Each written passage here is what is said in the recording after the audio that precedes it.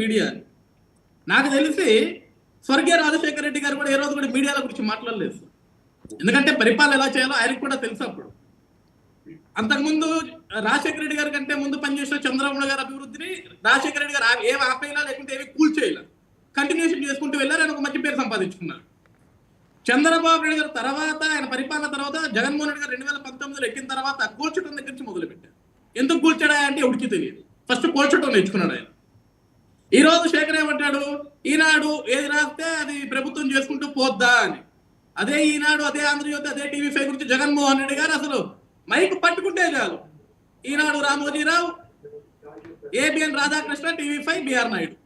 ఒక ముఖ్యమంత్రి చెప్పకూడదని మీడియా వాళ్ళ గురించి కానీ ఆయన మాట్లాడుకుంటూ వెళ్ళిపోయాడు. ఇంకొకటి ఏంటంటే పెద్దిరెడ్డి రామచంద్రారెడ్డి గారి ఆస్తుల గురించి 2014 నుండి 1962 గురించి ఎలా మాట్లాడుతున్నాడు. కానీ సార్ ఈ భూములు ఆయన చెప్పిన కథ ఎప్పుడుదంటే 23.69 ఎకరాల లెక్క చెప్తున్నాడు శేఖర్. మేము అడుగుతుంది 23.69 ఎకరాల లెక్క కాదు.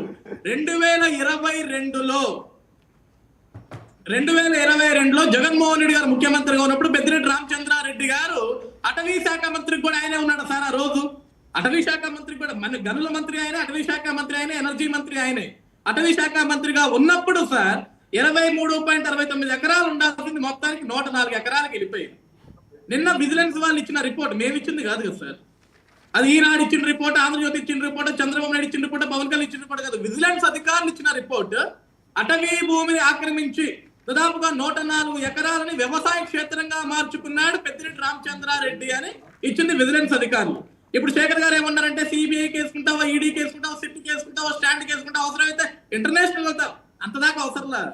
విజిలెన్స్ అధికారులు తేల్చారు, దాని మీద ఒక రిపోర్ట్ ఇచ్చారు, దాని మీద ఆదేశాలు జారీ చేశారు, దాని మీద ఎంక్వైరీ వేయమన్నారు, యాక్షన్ తీసుకోమన్నారు.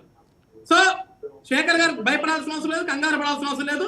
పెద్దిరెడ్డి రామచంద్రారెడ్డి గారు పదవులను అడ్డం పెట్టుకుని ఎంత తోచాడో మీరందరూ చూస్తారా. అట్టు తిప్పేస్తాం, తిరగేస్తామని వడ్డీతో సహా మొత్తం కట్టించేస్తారండి, కంగారేం లేదు. ఓకే, ఇదిగోన్నా జగన్మోహన్ రెడ్డి గారు వివేక్ ఒక్క మాట ప్లీజ్, వివేక్ ఒక్క నిమిషం ప్లీజ్. జగన్మోహన్ రెడ్డి గారు ఆంధ్రజ్యోతి గురించి మాట్లాడుతున్నారు, తప్పు అది ఇది అంటున్నారు.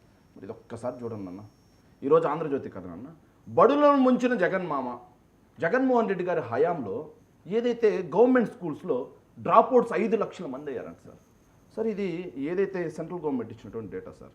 జగన్మోహన్ రెడ్డి గారు ఏది 2023-24 జగన్మోహన్ రెడ్డి గారు దిగిపోయిన సంవత్సరం 40,90,000 మంది. ఒక్కసారి చూడండి, 40,90,000 మంది గవర్నమెంట్ స్కూల్స్లో ఉన్నారన్న. అదే జగన్మోహన్ రెడ్డి గారు ఎక్కినప్పుడు ఆగను ఒక్క చిన్న మాట అన్న. ఆయన మేము మాట్లాడుతున్నాము ఆంధ్రజ్యోతితో అంటే ఎందుకు మాట్లాడుతున్నాం అనేది కూడా తెలియాలి కదన్న ప్రజలకి. 37 లక్షల మంది అన్న. ఇది 2018-19 డేటా. 2018-19 డేటా ఇచ్చింది కూడా ఎవరంటే అన్న యూడిఎస్సి. ఐడియా ఉందన్న, సెంట్రల్ గవర్నమెంట్కి సంబంధించి ఎడ్యుకేషన్ డిపార్ట్మెంట్. ఎంతమంది గవర్నమెంట్ స్కూల్స్లో ఉన్నారు. జగన్మోహన్ రెడ్డి గారి ప్రభుత్వ హయాంలో గవర్నమెంట్ బడుల్లో 3 లక్షల మంది పెరిగారు. చంద్రబాబు నాయుడు గారు 2014-19లో 1700 మంది స్కూల్స్ మూసేస్తే 1700 స్కూల్స్ మూసేస్తే 4.5 లక్షల మంది స్కూల్ స్టూడెంట్స్ తగ్గిపోయారు. ఇలాంటి చండాలమైన రాతలు రాస్తే మాట్లాడకుండా ఎట్టా ఉంటాం. ఓకే వివేక్ ఏంటి మంటలు ఏంటి? తాడేపల్లిలో మంటలు, పెద్దిరెడ్డి గారి భూములు. ఇదాక చెప్పినట్టు మంటలని కాదు, ఇప్పుడు అవినీతికి సంబంధించిన, అక్రమాలకు సంబంధించిన, గత 5 ఏళ్లకు సంబంధించిన ప్రతి శాఖకు సంబంధించినవి, ఇంక్లూడింగ్ ప్యాలెస్ కు సంబంధించినవి, ఋషికొండ ప్యాలెస్ అంటే సొంతంగా తన ఓన్ గా అక్కడ ఉండి పరిపాలన సాగించాలనే ఉద్దేశంతో ఒక రాజులాగా కట్టుకున్న ఒక బిల్డింగ్ కు సంబంధించినది. దాని దగ్గర నుంచి కింద వరకు తవ్వుకుంటూ పోతే ప్రతి చిన్న దాంట్లో ఆడుతాం ఆంధ్రాలో కనీసం అంటే ఒక 25 కోట్లకు సంబంధించిన చిన్న విషయాలలో, అంటే అది ఒక లీస్ట్ వాళ్ళకి సంబంధించినవి. సో అన్ని విషయాలలో కూడా అవినీతి జరిగింది అనేది ఒక కోణం. సో ఇంకా అటవీ భూములకు సంబంధించిన దాంట్లో 94లో అనుమతులు తెచ్చుకున్నామని ఒకరు, 2004లోనే తెచ్చుకున్నామని ఒకరు, అనుమతులు తెచ్చుకున్న ప్రాంతం నుంచి ఆ పరిమితి దాటిన ఎకరాలకు సంబంధించినవి దాన్ని మళ్ళీ మేము దాన్ని పట్టా భూముల కింద మేము కొనుక్కున్నాము, లేకపోతే దాన్ని ఏవైతే కన్ఫైన్ జోన్లో ఉన్నాయో, అయితే ఫారెస్ట్ భూములకు సంబంధించి ఉన్నాయో దాని మీద విచారణ చేసి దాని మీద కరెక్టా కాదా అనేది తేలుస్తాము. దానికి సంబంధించినది మీరు నిజంగా ఏ తప్పు చేయనప్పుడు ఎందుకు దాని గురించి బాధలు పడ్డము, లేకపోతే ఇంకోటి అనే కోణం. ఇకపోతే రాతల గురించి మీడియా గురించి రాతల గురించి. ఇప్పుడు మనకు ఏ మీడియా లేనప్పుడు, లేకపోతే మనకి ఏదన్నా ఒక మీడియా ఛానల్లో, బాకా ఛానల్లో, లేకపోతే యూట్యూబ్ ఛానల్లో లేకపోతే పక్కన వాళ్ళకి రైట్ ఉంటుంది. మనము నిత్యము ఒక ఛానల్ పెట్టుకొని దాంట్లో నిత్యము తప్పుడు రాతలు రాసుకుంటా ప్రజలకు రోజు తప్పులు అక్షరాలతో, తప్పుడు అంకెలతో రోజు ఇంటి ముందర ఒక పేపర్ వేసుకుంటా దానికి జనం సొమ్ములు ఇచ్చి సచివాలయాల్లో పెట్టి 1-2 పేపర్లు వేసి జనాల దగ్గర దాదాపు 1400 కోట్ల సంవత్సరానికి పేపర్ల రూపంలో ప్రజల డబ్బును తన సొంత పత్రికకు వాడి ఖజానాలో వేసుకున్న వాళ్ళు విలువల గురించి, పేపర్లో రాసే అక్షరాల గురించి, ఇతరుల పేపర్ల గురించి, మీడియాను గురించి మాట్లాడడం రోజు గత కొన్నేళ్లుగా ఇలా చెప్పి చాలా అయిపోయింది. సో వాళ్ళు ఇతరుల పేపర్ల గురించి మాట్లాడేటప్పుడు వాళ్ళకు మామూలుగానే వాళ్ళకి తెలియదు, ఎందుకంటే వాళ్ళకి ఇచ్చి అలా పంపించారు స్క్రిప్ట్, పక్కన వాళ్ళ ఛానల్ మీద, పక్కన వాళ్ళ పేపర్ల మీద పడండి అని. సో మన ఛానల్ ఏమైనా రాసామా గత 5 ఏళ్ళమో? ఒక్క తప్పన రాసామా? మధ్యలో జరిగిన సంబంధించిన కానీ, లేకపోతే దోపిడీకి సంబంధించిన కానీ, సాక్షులు అయ్యో కుయ్యో ముర్రో అని చెప్పుకున్న బాధల గురించి ఒక్క దాంట్లోనే ఒక్క ఎవిడెంట్ గానే రాశారా మీడియాలో కానీ, వాళ్ళ పత్రికల్లో కానీ? రాయలేదు. ఈ రోజు వచ్చి రోజు ఆ పత్రికలు ఏ రాశారు, ఈ పత్రికలు ఏ రాశారు. మనం ఏ రోజన్నా న్యూట్రల్ గా ఉండి ఒక్క వార్తగా ఏమైనా ప్రొజెక్ట్ చేసామా? చేయలేదు కదా. మరి పక్కన వాళ్ళ పేపర్ల మీద, మీడియాల మీద రాయడం అనేది ఇంకా వాళ్ళ విలువల విశ్వసనీయత అనేది వాళ్ళకి ట్యాగ్ లైన్ ఉంటుంది కాబట్టి ఎప్పుడు ఆ విలువల విశ్వసనీయత మనం తట్టుకోలేము. ఆ కెపాసిటీని అంత కెపాసిటీ లేదు మనకు, సామాన్య ప్రజలకు లేదు. ఆ పదాలు పలికే అంత కెపాసిటీ కూడా మనకు లేదు. వాళ్ళ విలువల విశ్వసనీయతో పోటీ కూడా పడలేము. బాబాయ్ మర్డర్ కేసు దగ్గర నుంచి ఈ రోజు వరకు చూసుకుంటే 19 నుంచి ఈ రోజు 24 ఎన్నికల్లో 11 సీట్లు వచ్చే వరకు. కాబట్టి మేము ఒక స్టాండ్ బై వెళ్తున్నాము, పద్ధతిగా ప్రోటోకాల్ పాటిస్తూ, రాజ్యాంగాన్ని పాటిస్తూ, రూల్ ఆఫ్ లా వైలేట్ చేయకోకుండా. వాళ్ళు రూల్ ఆఫ్ లా వైలేట్ చేస్తేనే సాక్షాత్తు హైకోర్టు న్యాయమూర్తులు గతంలో మాట్లాడి వెళ్ళిపోయారు, రిటైర్డ్ అయిపోయి కూడా. సో ఈ రాష్ట్రంలో రూల్ ఆఫ్ లా ఉందా అని ఆశ్చర్యపోయిన హైకోర్టు జడ్జెస్ చూసాము. సో వాళ్ళ పాలనతో తీసుకొచ్చి మా పాలనతో పోల్చడం అనేది తప్పు. అలాగే తప్పులు అక్రమాలు చేసుకున్న వాళ్ళు వాళ్ళ యొక్క శాంటిటీని నిరూపించుకునే అవసరం ఉంటుంది. మేము ఏ తప్పు చేయనప్పుడు, మంత్రుల హోదాలు, ఎమ్మెల్యేల హోదాల్లో ఉన్నప్పుడు, తప్పకుండా ప్రజాస్వామ్యంలో ఉన్నప్పుడు, లేకపోతే ప్రజల డబ్బును తీసుకున్న ప్రతి ఒక్కరూ ఒక బాధ్యత కలిగి ఉండాలి, అకౌంటబిలిటీ ఉండాలనేది మేము మొదటి నుంచి కోరుకుంటున్నాం. కానీ అది మా పార్టీ యొక్క ఉద్దేశం కూడా. కాబట్టి ఆ రూల్ ఆఫ్ లాను అండ్ అకౌంటబిలిటీని ఖచ్చితంగా గత 5 ఏళ్ల పాటు మీరు ఒకవేళ పాటించి నింటే ఏ ప్రాబ్లం లేకుండా బయటకు వచ్చేస్తారు సచ్చిలుగా. మీరు అన్నట్టు విలువలు విశ్వసనీయతో వచ్చేస్తారు. లేకపోతే కనుక మీరు కేసులు ఎదుర్కోవాలి చట్టపరంగా. దానికి సంబంధించినది న్యాయస్థానాలకు సంబంధించినవి కూడా ప్రూవ్ చేయాల్సి ఉంటుంది మేము. సో ఆ బాధ్యత మాది. వివేక్, కళ్యాణ్ గారికి ఏమైంది? ఒక్కొక్కరు ఒక్కొక్క కథనం వినిపిస్తున్నారు. అంటే మొదట్లో ఆయనకు ఆరోగ్యం సరిగా లేదు, ఈజ్ బాగున్నారు, ఆయన ఏమి ప్రాబ్లం ఏం లేదు. బట్ షూటింగ్ షెడ్యూల్ కి సంబంధించిన కొన్ని చర్చలు జరుగుతున్నాయి.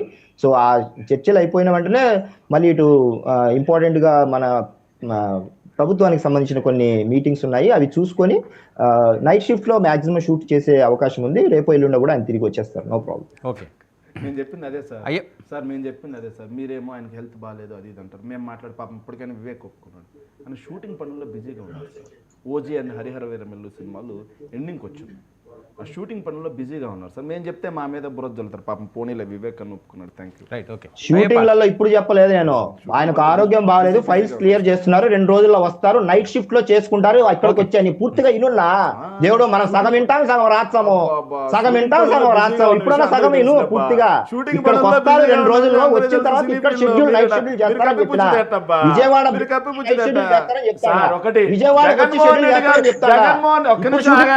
జగన్మోహన్ రెడ్డి గారు ఈరోజు అధికారంలో లేరు. అధికారంలో లేకుండా ఆయన బెంగళూరు పోతే బెంగళూరు ఎందుకు వెళ్ళిపోయారు?